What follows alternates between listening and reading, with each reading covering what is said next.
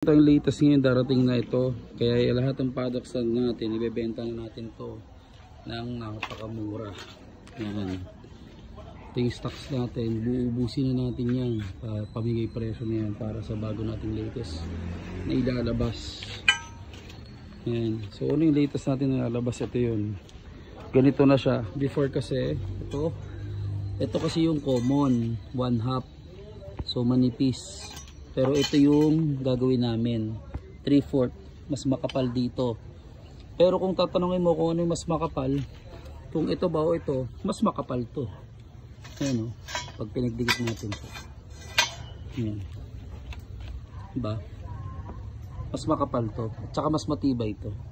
Pero matibay rin naman tong gagawin natin. Syempre dito tayo gagawa ng di matibay. Hindi kaiba lang nakabend, tsaka bilog. Pero kung sa laki lang, ito 1/2, ito yung binibenta ng iba, ito yung binibenta natin, mas malaki. So abangan nyo, binibenta natin na napakamura yan, pangmasang presyo.